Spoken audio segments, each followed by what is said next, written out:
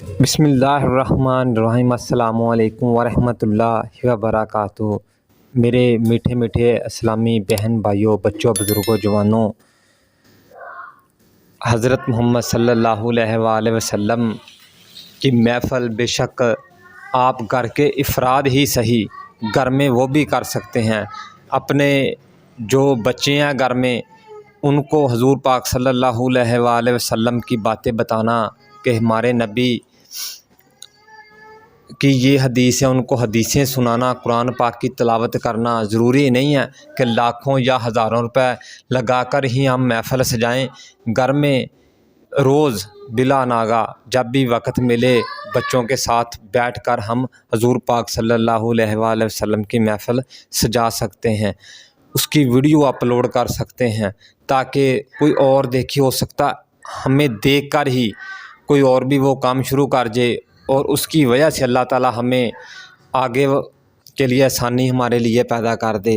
یہ جو ہم سانگ پر ویڈیو بنا رہے ہیں کہ میرا یہ سانگ ٹرینڈ پر چل رہا ہے، اس پر ویڈیو بناؤ وائرل ہو جائے گی، میرا یہ سانگ چل رہا ہے اس پر ویڈیو بناؤ یہ وائرل ہوگی، یہ ہم آگے کے لیے خود کے لیے ایک گڑھا کھود رہے ہیں اور اس میں خود ہی ہم خود کو گرا رہے ہیں، اور اتنا گڑھا گہرائی میں کھود لیا کہ اس میں سے اس وقت ہم نکلنا بھی چاہیں تو نہیں نکل سکتے۔ اب ہمارے پاس وقت ہے، ہم اگر اس سے نکلنا چاہیں ہم نکل سکتے ہیں۔ پیارے دوستو، اللہ تعالیٰ مجھے آپ سب کو ان بری عادتوں سے بچنے کی ہمت اور توفیق عطا فرمائے۔ پیارے دوستو، حضرت محمد صلی اللہ علیہ وسلم کی ایک حدیث آپ کے ساتھ شیئر کرنے لگا ہوں۔ باب نمبر ہے 91 اور حدیث نمبر ہے 129۔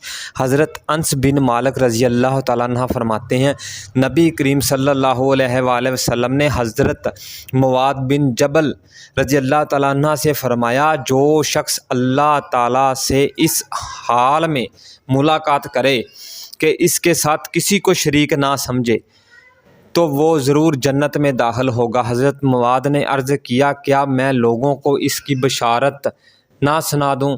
نبی کریم صلی اللہ علیہ وسلم نے فرمایا، ابھی نہیں، اس لیے کہ لوگ اس کیفیت میں نہ پڑ جائیں اور دوسرے جو بھی اعمال ہیں انہیں ترک نہ کر دیں۔